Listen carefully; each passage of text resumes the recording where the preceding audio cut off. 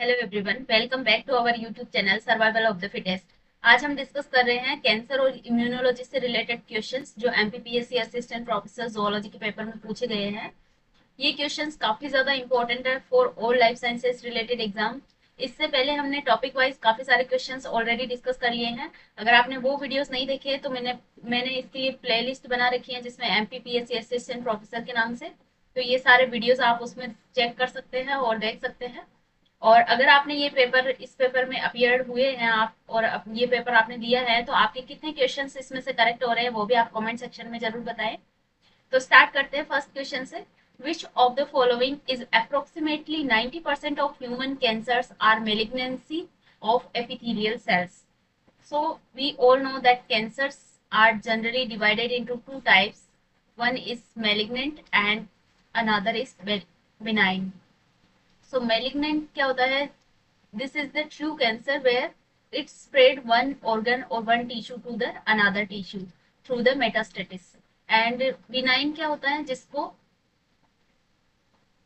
benign cancer क्या होता है जिसको हम ये एक पर्टिकुलर एक ही टिश्यू में होगा और ये कहीं ज्यादा स्प्रेड नहीं हो सकता और इसको सर्जिकली रिमूव किया जा सकता है।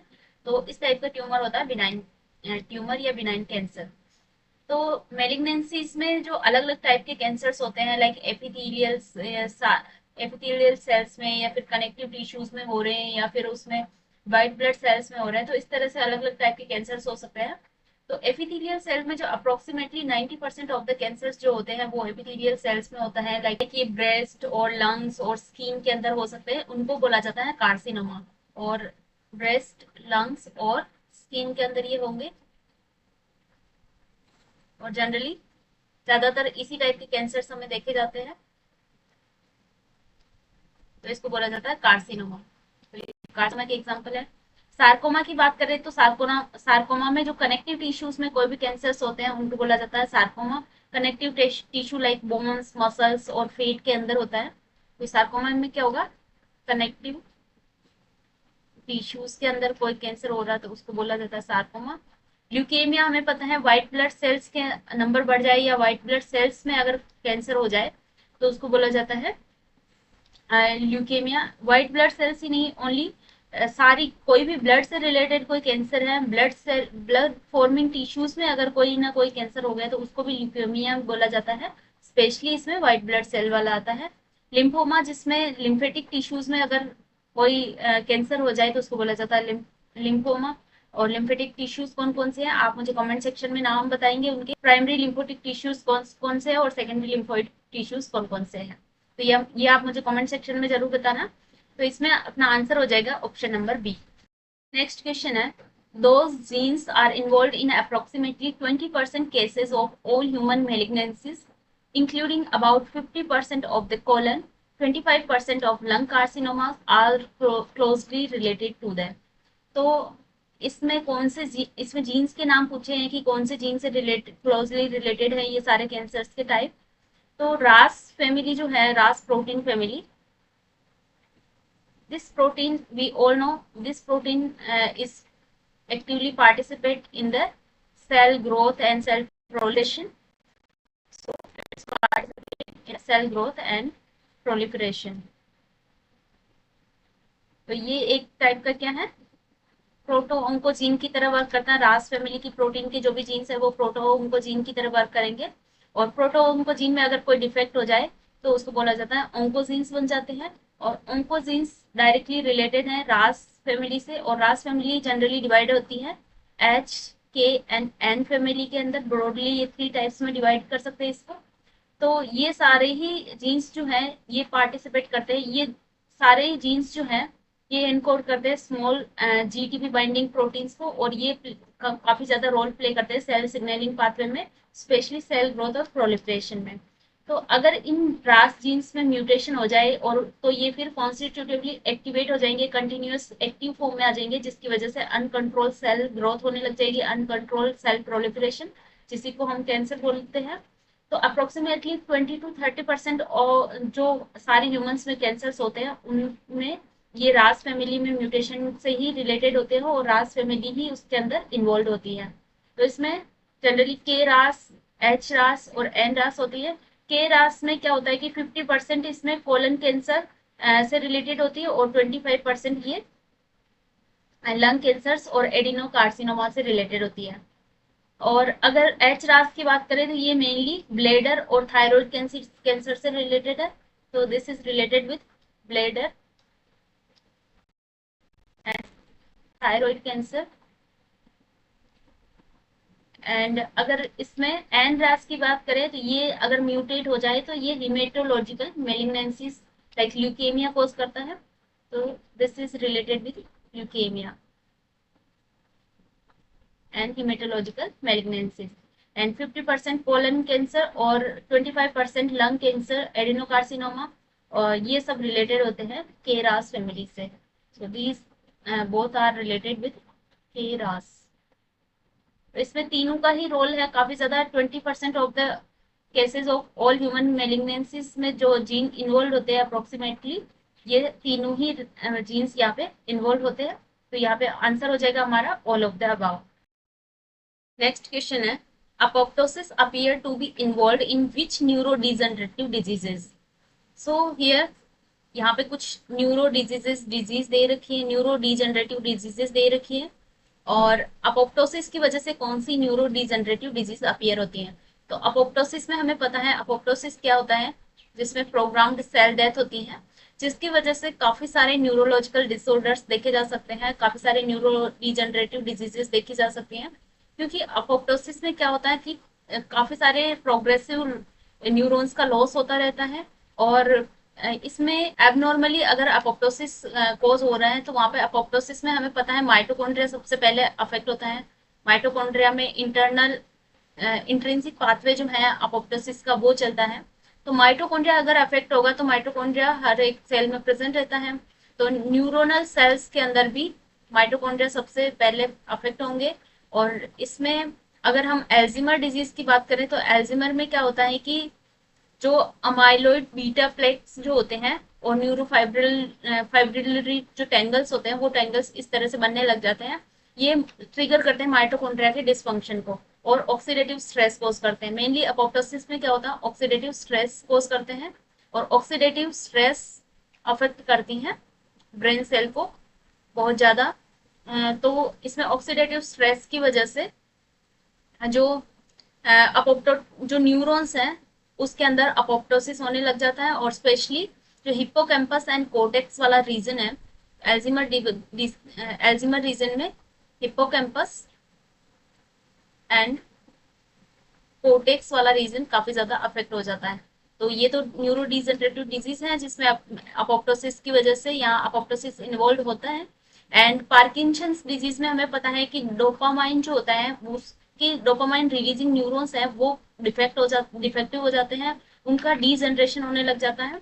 और डोपामाइनर्जिक न्यूरॉन्स जो होते हैं वो सब्सटेंशिया नाइग्रा के अंदर प्रेजेंट रहते हैं। तो इसमें भी क्या होता है माइटोकॉन्ड्रियल डिसफंक्शन की वजह से अल्फा साइन न्यूक्लियन नाम का एग्रीगेशन होने लग जाता है जो अपोप्टोसिस को एक्टिवेट करता है। तो पार्किंसंस के अंदर क्या होता है अल्फा साइन न्यूक्लियन, ये अपोप्टोसिस को ट्रिगर करवाता है, क्या होने लग जाता है एग्रीगेशन होने लग जाता है पार्किंसन डिजीज में। तो इसमें भी ये अपोप्टोसिस इन्वॉल्व है। हटिंगटन डिजीज में हमें पता है कि इसमें क्या होता है काफी ज्यादा CAG रिपीट्स मल्टीपल रिपीट्स होने लग जाते हैं।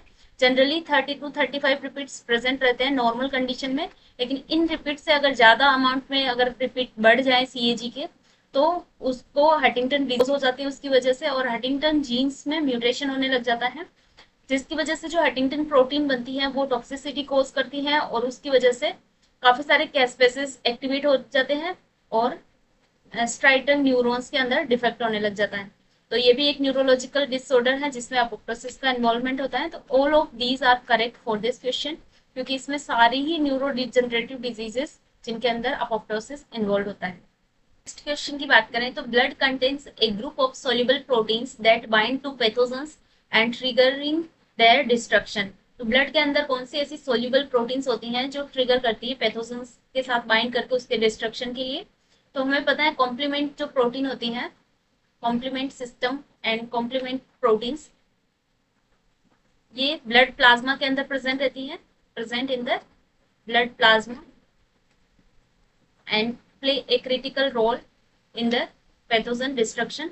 और ये जो कॉम्प्लीमेंट सिस्टम्स है, हमें पता है काफी सारे अलग अलग टाइप के कॉम्प्लीमेंट सिस्टम्स होते हैं इसमें, CA5 CA1 इस तरह से अलग अलग कॉम्प्लीमेंट प्रोटीन एक्टिवेट होती हैं, और ये लास्ट में ट्रिगर करती है, एक पूरा कैस्केड पाथवे चलता है रिएक्शन का, और फिर ये ऑप्सोनाइजेशन कोज करती हैं जिसमें कि पैथोजेंस को मार्क किया जाता है फेगोसाइटोसिस के लिए। उसके बाद इम्यून सेल को रिक्रूट करवाती है उस जगह पे, और फिर उसका डायरेक्ट लाइसिस करवाती है पैथोजेंस का through the membrane attack complex. तो इसमें mainly membrane attacking complex MAC बनता है। तो ये हमने कॉम्प्लीमेंट सिस्टम के अंदर पढ़ा हुआ है सारा। तो कॉम्प्लीमेंट सिस्टम प्रेजेंट रहता है ब्लड के लिए। डिफेंसिंग एक टाइप की एंटी माइक्रोबियल प्रोटीन्स होती हैं जो क्या करती हैं, these are the anti microbial proteins. ये पैथोजेंस के मेनली मेम्ब्रेन्स पे अटैक करती है। तो these are the anti microbial protein. Toll like receptor हमें पता है ये पार्टिसिपेट करते हैं इनेट इम्यूनिटी में, और टोल लाइक रिसेप्टर्स जो है ये पैटर्न रिकॉग्नाइजेशन रिसेप्टर्स होते हैं, कुछ जैसे इम्यून सेल्स हैं उनके ऊपर रिसेप्टर की तरह टोल लाइक रिसेप्टर प्रेजेंट रहते हैं, और ये डिटेक्ट करते हैं पैथोजन एसोसिएटेड मेम्ब्रेन प्रोटीन्स को, और इस तरह से सेल के ऊपर प्रेजेंट रहते हैं ये, और पैथोजन एसोसिएटेड मेम्ब्रेन पैटर्न को ये रिकॉग्नाइज करते हैं। मैम्स और पैम्स इस तरह से अलग अलग पैटर्न को रिकॉग्नाइज करने का काम करते हैं पैथोजन का। तो ये सोल्यूबल प्रोटीन नहीं है। नेचुरल किलर सेल्स क्या होती है, ऐसे सेल्स जो कैंसर सेल्स या डैमेज्ड सेल्स को किल करने का काम करते हैं, उनको नेचुरल किलर सेल्स बोला जाता है। और लिम्फोसाइट्स होती हैं बेसिकली जो किल करती हैं वायरस इन्फेक्टेड सेल को और कैंसरस सेल्स को। तो ये भी यहाँ पे सोल्यूबल प्रोटीन नहीं है। तो यहाँ पे आंसर क्या हो जाएगा हमारा, complement protein. Next question is lymphoid progenitor cell can differentiate into. तो लिम्फोइड प्रोजेनिटर सेल्स क्या होती हैं, जो लिम्फोइड टिश्यूज होते हैं उनके अंदर कुछ स्टेम सेल्स प्रेजेंट रहती हैं। These are the stem cells which derived some cells, blood cells or immune cells. So these derived some immune cells which function in the, तो ये मेनली क्या होती है, हीमेटोपोइटिक स्टेम सेल्स होती हैं, हीमेटोपोइटिक स्टेम सेल्स, और ये डिराइव्ड करती हैं, गिवराइज करती हैं मेजर जो इम्यून सेल्स होती हैं उनको फॉर इनेट एंड एडेप्टिव इम्यूनोलॉजी के अंदर, इनेट और एडेप्टिव इम्यूनोलॉजी के अंदर जो काफी ज्यादा रोल प्ले करती हैं अपना। तो इस टाइप की सेल्स को ये अराइज करती हैं, और इन सेल्स का जो फॉर्मेशन होता है मेनली कहाँ पे होता है, बोन मेरो में होगा या फिर थाइमस में होगा, क्योंकि ये क्या है, लिम्फोइड टिश्यू में जो अराइज हो रही है बोन मेरो और थाइमस के अंदर, तो उनको लिम्फोइड प्रोजेनिटर सेल्स बोलते हैं। तो टी सेल का हमें पता है ये थाइमस के अंदर मेच्योर होती है, थाइमस में मेच्योर होगी, और मेनली रोल प्ले करती है सेल मीडिएटेड इम्यूनिटी में। So this is participate in the cell mediated immunity. And B cell का हमें पता है ये जो बोन मेरो सेल्स है या फिर बर्ड्स के अंदर बर्सा ऑफ फेब्रिसिस उसके अंदर मेच्योर होती हैं, और ये पार्टिसिपेट करती है मेनली एंटीबॉडी डिपेंडेंट इम्यूनिटी या फिर एंटीबॉडी मीडिएटेड इम्यूनिटी या फिर ह्यूमोरल एंटीबॉडी के अंदर, ह्यूमोरल इम्यूनिटी के अंदर, तो इसको बोला जाता है humoral immunity. And natural killer cells जो क्या करती हैं, वायरस इन्फेक्टेड सेल या कैंसरस सेल्स को किल करती हैं, और ये सारी ही सेल कहाँ से अराइज होते हैं, लिम्फोइड प्रोजेनिटर सेल से अराइज होती हैं, इसलिए इसका आंसर हो जाएगा ऑल ऑफ द अबव। तो आई होप ये सब क्लियर हो रहा होगा आपको। और इम्यूनोलॉजी में काफी इंटरेस्टिंग और काफी इजी क्वेश्चंस इसमें पूछे गए हैं, लेकिन इनका जो डीप कॉन्सेप्ट है वो आपको पता होना चाहिए कि किस तरह से। अभी ये इजी क्वेश्चंस आ रहे हैं, अभी इसमें MHC से रिलेटेड भी काफी सारे क्वेश्चंस है, तो ये आपको जो इसका सराउंडिंग जो एक्स्ट्रा नॉलेज है, एक्स्ट्रा जो इन्फॉर्मेशन है, ये सारी ये आपके अपकमिंग एग्जाम में डेफिनेटली आपके लिए हेल्प करेगी। तो इस वीडियो को एंड तक जरूर देखना। तो इसमें आंसर हो जाएगा हमारा option number D. Next question है how many classes of there in the immunoglobulin. तो यहाँ पे हम देख सकते हैं कि कितनी मेनली जो मेजरली इम्यूनोग्लोबिन्स है वो कितने टाइप की होती हैं, तो यहाँ पे 5 टाइप की जो इम्यूनोग्लोबुलिन्स हम मेजरली पढ़ते हैं। तो आंसर तो यहाँ पे बिल्कुल सिंपल 5 हो जाएगा, लेकिन अगर हम इम्यूनोग्लोबुलिन के बारे में पढ़ रहे हैं तो इम्यूनोग्लोबुलिन कितने टाइप की होती है, कौन कौन सी होती हैं, उनका क्या क्या रोल होता है, वो सारी चीजें हमें पता होना चाहिए। कौन सी सबसे ज्यादा अबंडेंट फॉर्म में प्रेजेंट रहती है, तो आईजीजी जो है that is found in the most abundantly. और ये क्या है आईजीजी, जिसको इम्यूनोग्लोबुलिन जी भी बोला जाता है। और इसके अंदर जो हैवी चेन होती है वो कौन सी होती है, गामा चेन होती है। और मस्ट जो ब्लड के अंदर सबसे ज्यादा अमाउंट में जो पाई जाती है ये आईजीजी ही पाई जाती है। और ये प्लेसेंटा को क्रॉस कर सकती हैं। तो इसमें दो चीजें हमें पता चल गई, most abundant and cross the placenta. अब इसमें जी के अंदर भी काफी सारे सब टाइप्स होते हैं, G1 G2। आप मुझे कमेंट सेक्शन में बताएंगे कि कौन सी जी इम्यूनोग्लोबुलिन है, G1 या G2, जो प्लेसेंटा को क्रॉस कर सकती हैं। तो ये आप मुझे कमेंट सेक्शन में बताएंगे। इसके बाद आती है आईजीजी आईजीएम। तो ये पेंटामरिक होती है, हमें पता है, क्योंकि इसमें 5 जो चेन है आपस में अटैच्ड रहती है, 5 इम्यूनोग्लोबुलिन। और इसमें जो हेवी चेन्स होती है मेनली वो कौन सी होती है, माइक्रोन टाइप की, म्यू टाइप की। तो इसमें हेवी चेन्स इसमें कौन सी हो गई, इसमें गामा, इसीलिए इसको जी बोला जाता है, इसमें म्यू, तो इस वजह से इसको एम बोला जाता है। और ये मेनली प्रेजेंट रहती है, ये फर्स्ट एंटीबॉडी है जो प्रोड्यूस होती है। जैसे न्यू बॉर्न जो होते हैं उनके अंदर फर्स्टली जो एंटीबॉडी प्रोड्यूस होती है वो आईजीएम होती है। और एग्लूटिनेशन रिएक्शन में भी ये वर्क करती हैं। तो this is the first antibody and participate in the agglutination reaction. ये इसके लिए हो गया। अब आती है आईजीए। आईजीए क्या है, डायमेरिक है,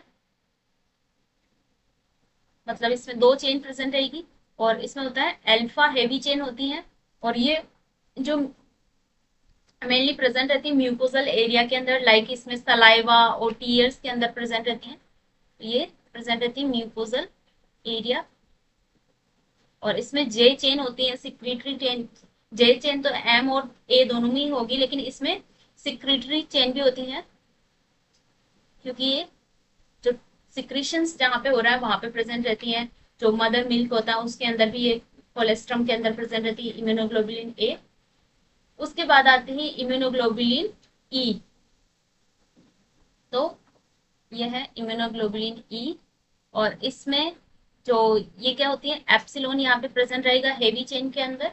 और ये एलर्जिक रिएक्शंस में और पैरासाइटिक जो इन्फेक्शंस होते हैं उसमें इन्वॉल्व होती है mainly. So this is involve in the allergic reaction and parasitic infection। And last है आईजीडी, जिसका मेजर रोल तो फंक्शन तो नहीं पता है। और इसमें क्या आ जाएगा, डेल्टा इसकी हेवी चेन है। और ये क्या है, इम्यूनोग्लोबुलिन डी का मेजर रोल हमें नहीं पता है, लेकिन ये बी सेल के एक्टिवेशन में रोल प्ले करती है। और फर्स्ट सेल जो फर्स्ट इम्यूनोग्लोबुलिन जो आईजीएम है वो अराइज होने के बाद आईजीडी वहां पे आती है। तो इसके बाद ये क्या है, role in B cell activation, B cell को एक्टिवेट करवाने का काम करती हैं ये। तो इस तरह से सारी इम्यूनोग्लोबुलिन के फंक्शंस आपको पता चल गए। इसके अलावा भी इनकी क्या क्या किस तरह से ये अटैच्ड रहते हैं, कितने इसमें डाइसल्फाइड बॉन्ड्स होते हैं, ये सारे स्ट्रक्चर आपको इम्यूनोग्लोबुलिन की एकदम दिमाग में आ गई होगी कि किस तरह से वाई शेप्ड स्ट्रक्चर होती है। इसको पेप्सिन और पेपेन से डाइजेस्ट करते हैं तो कितने बॉन्ड्स ऑब्टेन होते हैं, कितने बैंड्स ऑब्टेन होते हैं। तो ये सारी चीजें आपको, इसके जो भी एक्स्ट्रा इन्फॉर्मेशन है वो आपको पता होनी चाहिए। तो इसमें आंसर क्या हो जाएगा हमारा, option number C. Next question है, severe autoimmunity in newborn infants occurs by mutation in which of the following. तो सीवियर ऑटो इम्यूनिटी क्या होता है, ऑटो इम्यूनिटी मीन्स अपने सेल्फ टिश्यूज एक दूसरे अपने खुद के टिश्यूज के अगेंस्ट ही कोई ना कोई इम्यूनिटी जनरेट हो जाए, खुद के ऑर्गन्स के अगेंस्ट इम्यूनिटी जनरेट हो जाए, उसको बोला जाता है ऑटो इम्यूनिटी। और ऑटो इम्यूनिटी को रेगुलेट करने के लिए कि कौन अपना सेल्फ टिश्यू है, सेल्फ कंपोनेंट है और कौन फॉरेन कंपोनेंट है, उसको रिकॉग्नाइज करने के लिए काफी सारी सेल्स प्रेजेंट रहती हैं हमारे अंदर। तो टी रेगुलेटरी प्रोटीन्स जो होती हैं वो इसमें काफी ज्यादा मेजर रोल प्ले करती है। और टी रेगुलेटरी प्रोटीन्स के जो डेवलपमेंट होता है और उसके फंक्शन जो होता है उसके लिए कुछ ट्रांसक्रिप्शन फैक्टर्स रेगुलेट करते हैं उसको, जिसको बोला जाता है फोक्स P3 जीन्स। यहाँ पे फोक्स P3 जीन आ जाएगा। तो ये जीन्स पार्टिसिपेट करते हैं Fox P3 gene for the regulation and for the development and function of regulatory T cells. तो ये हेल्प करती है, ये रेगुलेटरी टी सेल्स हेल्प करती हैं इम्यून टॉलरेंस को और ऑटो इम्यूनिटी को प्रिवेंट करने के लिए। तो this prevent the auto immunity and immuno tolerance, immune tolerance में हेल्प करती हैं। तो इसमें डिफेक्ट हो जाए फोक्स P3 जीन में, अगर डिफेक्ट हो जाए तो इसकी वजह से न्यू बॉर्न्स के अंदर जो इन्फेंट्स होते हैं उनके अंदर ऑटो इम्यून्स जनरेट हो जाती हैं, ऑटो इम्यूनिक डिजीज हो जाती हैं। और ये काफी रेयर डिजीज है, लेकिन इसके अंदर जो डिजीज होती है, डिसऑर्डर होता है ऑटो इम्यूनिक डिसऑर्डर, उसको बोला जाता है आईपेक्स डिसऑर्डर। तो इसमें अगर डिफेक्ट हो जाए तो आईपेक्स डिसऑर्डर, और आईपेक्स सिंड्रोम भी बोला जाता है इसको, तो इसको बोल देते हैं आईपेक्स सिंड्रोम। तो आईपेक्स सिंड्रोम क्या होता है, इसमें अलग अलग जो डिजीजेस होती हैं उसको नाम मिक्स करके इसको आईपेक्स नाम दिया गया है। आईपेक्स का मतलब होता है immune dysfunction, polyendocrinopathy and enteropathy, X linked syndrome. तो ये क्या है, immune dysregulation, immune dysregulation, polyendocrinopathy, endocrinopathy, polyendocrinopathy, enteropathy, X linked syndrome.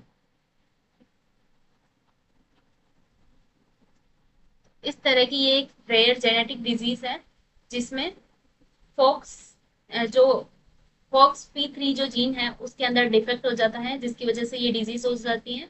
और ये काफी ज्यादा लाइफ थ्रेटनिंग डिजीज है। और इसकी वजह से अनकंट्रोल जो टी सेल्स है उनका अनकंट्रोल एक्टिवेशन हो जाता है, और अगर टी सेल एक्टिवेटेड हो जाएगी तो काफी सारे ऑर्गन्स को वो डैमेज कर सकते हैं। सो इसमें क्या होता है, अनकंट्रोल टी सेल्स एक्टिवेशन। अब यहाँ पे हेवी चेन की बात करें तो हेवी चेन तो इम्यूनोग्लोबुलिन का पार्ट है। हेवी चेन इसमें इसका कोई ऑटो इम्यूनिटी में कोई रोल नहीं होता है।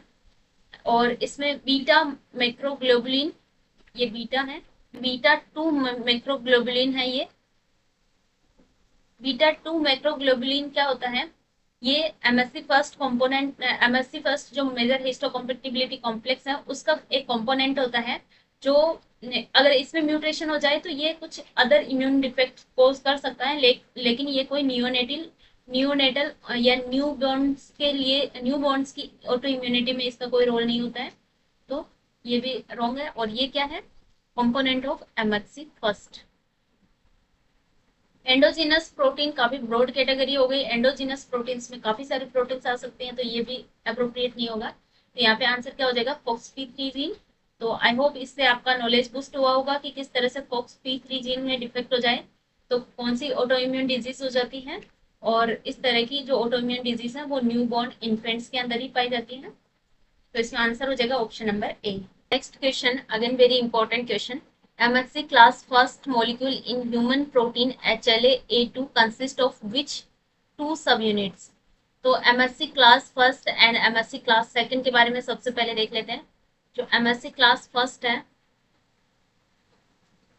MSC क्या होता है, मेजर हिस्टो कॉम्पेटिबिलिटी कॉम्प्लेक्स। ये एंटीजन को प्रेजेंट करते हैं टी सेल के ऊपर। अब MSC क्लास फर्स्ट है, ये प्रेजेंट करता है CD8 और CD8 प्लस और TC सेल के ऊपर, टी साइटोटॉक्सिक सेल पे एंटीजन को प्रेजेंट करेगा। कोई भी पैथोजन अगर एंटर होता है तो उसकी प्रोसेसिंग होके फिर उसके एंटीजन बाइंड, उसका जो भी एंटीजन होता है वो बाइंड होता है MSC के ऊपर। MSC उस पेप्टाइड को बाइंड करके फिर प्रेजेंट करते हैं साइटोटॉक्सिक टी सेल को या फिर टी हेल्पर सेल को। तो यहाँ पे एमएससी क्लास फर्स्ट तो इसको करेगा टीसी सेल को, और एमएससी सेकंड जो करेगा that is to the CD4 plus और टी हेल्पर सेल को। इन सेल को ये एंटीजन को प्रेजेंट करते हैं। एमएससी क्लास फर्स्ट की स्ट्रक्चर देखें तो इसमें 3 सब यूनिट्स होती हैं। इसके जीन्स जो होते हैं वो होते हैं mainly HLA A B and C, HLA A, HLA B, HLA C। ये जीन्स एनकोड करते हैं। ये अलग अलग ऑर्गेनिज्म में अलग अलग हो सकते हैं। ह्यूमंस के अंदर इसमें इस तरह के जीन्स प्रेजेंट रहते हैं। तो ह्यूमन प्रोटीन HLA A2 के अंदर कौन कौन सी 2 सब यूनिट्स होती हैं? तो अगर एमएससी क्लास फर्स्ट की बात करें तो इसमें होते हैं अल्फा 1, अल्फा 2, अल्फा 3 एंड एक बीटा 2 सब यूनिट। इस तरह से ये आपस में अटैच्ड रहते हैं। बीटा के साथ में ये नॉन कोवेलेंटली अटैच रहते हैं, और इस तरह से ये एमएससी प्रेजेंट रहते हैं सेल के ऊपर। तो ये एमएससी रिसेप्टर की स्ट्रक्चर हो गई। और यहाँ पे पेप्टाइड बाइंडिंग ग्रुप होती हैं। जो भी कोई पैथोजन आया है उसका जो एंटीजन है पेप्टाइड है वो यहाँ पे बाइंड होता है। तो ये है peptide binding group. And alpha 3 का काम क्या होता है? अल्फा 3 जो ये CD8TC सेल है इसके साथ में को रिसेप्टर की तरह इसके साथ में बाइंड होगी। जैसे ये वाला पार्ट बाइंड होगा उसके साथ में, उसके को रिसेप्टर के साथ में ये अल्फा 3 भी बाइंड होता है। और बीटा 2 क्या करता है? इसका रोल होता है ये प्रॉपर जो फोल्डिंग होती है उसमें प्रॉपर फोल्डिंग में हेल्प करता है, और सरफेस एक्सप्रेशन में भी ये हेल्प करता है। तो ये सारी पूरी स्ट्रक्चर है MSC1 की। MSC2 की स्ट्रक्चर देखें तो इससे थोड़ी अलग स्ट्रक्चर होती है। इसमें alpha 1, alpha 2, beta 1 and beta 2 इस तरह से स्ट्रक्चर होती है। ये वाली स्ट्रक्चर बीटा 1 एंड बीटा 2। तो ये दोनों ही के बारे में पता चल गया होगा। अब आप इस क्वेश्चन को हम इजीली सोल्व कर सकते हैं। A heavy chain made up of 3 domain, ये जो चेन है ये पूरी हेवी चेन है। Alpha 1, alpha 2, alpha 3 and beta 2 microglobulin chain. तो ये बिल्कुल करेक्ट हो जाएगा एमएससी क्लास फर्स्ट के लिए। A heavy chain made up of 2 domain alpha 1 and alpha 2 beta 2 microglobulin chain. ये नहीं होगा क्योंकि इस टाइप की स्ट्रक्चर नहीं है ये। इसमें alpha 1, alpha 2 MSc class second में होता है, लेकिन इसमें बीटा 1, बीटा 2 भी होता है। A heavy chain made up of 1 domain alpha 1, ये भी नहीं होगा। Heavy chain made up of alpha 1, alpha 2, alpha 3, 3 domains नहीं होते हैं। यहाँ पे क्या होते हैं? टोटल यहाँ पे अल्फा 1, अल्फा 2, अल्फा 3 और साथ में बीटा 2 डोमेन भी होता है। तो इस तरह से आप देख सकते हैं कि किस तरह से इसकी स्ट्रक्चर होती है। और यहाँ पे अगर ये जो स्ट्रक्चर यहाँ पे ये अल्फा 1 है और यहाँ अल्फा 2 आता है, फिर अल्फा 3, इस तरह से ये सीक्वेंस वाइज प्रेजेंट रहते हैं। तो इसमें आंसर हो जाएगा हमारा option number A। Next question है, investigators used viruses as a research tool as.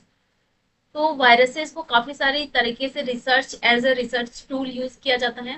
Viruses काफी ज्यादा इंपॉर्टेंट होते हैं क्योंकि जो वायरस यहाँ पे आया है, जो वायरस को कुछ भी एंटर होता है तो काफी सारे मेडिसिन बनती हैं, वैक्सीन बनाने के लिए, जीन थेरेपी के लिए काफी सारे यूजेस होते हैं वायरसेस के लिए। क्योंकि वायरसेस के अंदर कुछ वायरसेस के अंदर जेनेटिक मटेरियल DNA होता है, कुछ वायरसेस के अंदर जेनेटिक मटेरियल RNA होता है। तो अगर सिंपल बात करें तो यहाँ पे वायरसेस को यूज किया था सबसे पहले हार्शे एंड चेस के एक्सपेरिमेंट में भी वायरसेस का यूज किया था, ये एनालाइज करने के लिए कि ये as a genetic material DNA है या नहीं। उसमें यहाँ पे बैक्टीरियोफेज, तो लैम्डा फेज है या फिर T2 वायरसेस है, इनको यूज किया था। तो यहाँ पे लैम्डा फेज वायरस इसका यूज किया गया था। तो अब अगर ऑप्शंस देखें तो to study the mechanism of DNA replication and gene expression, तो gene expression and DNA replication को चेक करने के लिए इसी तरह से ये लैम्डा फेज का यूज किया गया था। तो ये तो बिल्कुल करेक्ट है। A means to introduce foreign genes into human cell for the treatment of human diseases by gene therapy। तो जीन थेरेपी के अंदर भी वायरसेस का काफी ज्यादा रोल रहता है। लाइक कुछ जीन्स लाइक एडिनोवायरसेस, कुछ वायरसेस लाइक एडिनोवायरसेस, रेट्रोवायरसेस, लेंटिवायरसेस, इनका यूज किया जाता है एज अ वेक्टर, जिनके अंदर कुछ थेरेपेटिक जीन इनकॉर्पोरेट करके इनको एज अ जीन थेरेपी के लिए यूज किया जाता है। और कौन कौन सी डिजीजेस के लिए इनको एज अ जीन थेरेपी के लिए यूज किया जाता है। इसमें काफी सारी diseases like severe combined immuno deficiency SCID, and इसके अलावा हीमोफीलिया के अंदर भी इसको यूज करते हैं, एंड कुछ कैंसर्स के अंदर भी जीन थेरेपी में वायरसेस का यूज किया जाता है, लाइक जिनको ओंकोलाइटिक वायरसेस बोलते हैं। तो इस तरह से वायरसेस का यूज होता है जीन थेरेपी के अंदर भी। एंड अगर बाय नेक्स्ट ऑप्शन देखें तो play role in the war against insect pest and bacterial pathogen.